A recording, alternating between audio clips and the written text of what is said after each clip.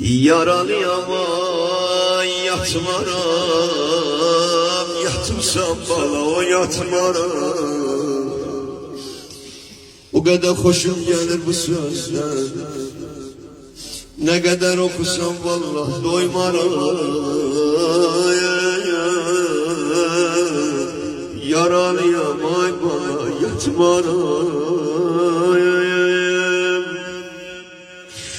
Yatıp sana ay bana o yatmaram.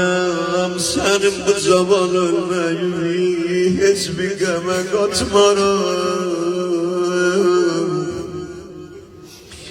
Senin bu naçan ölmeyi hiçbir geme, hiçbir dert katmaram.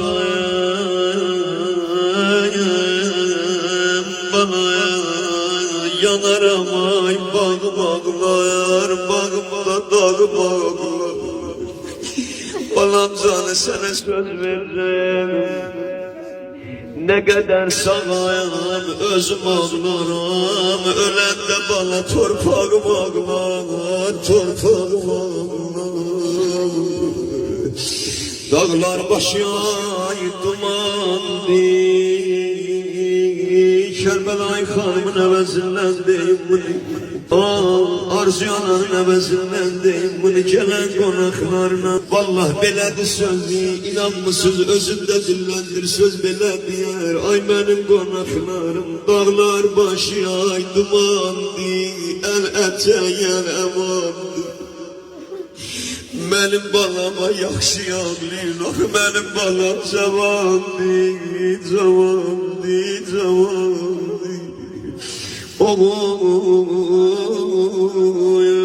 yad ağlamayız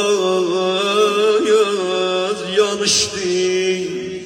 Bu ses mənə tanıştı.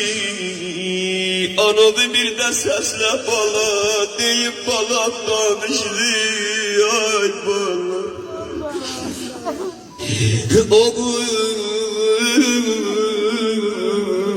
balam canı sever yüzümü güldürmez bala.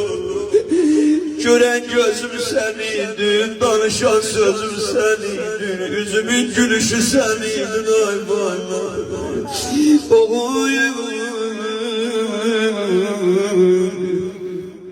şeydanalar var hamısına kurban olun, öz başıma geleni değilim. Allah şahidim olsun, kendine bir şehir verilsin dedim. Bir ana gördüm, seçti beni kenara, gördüm yana.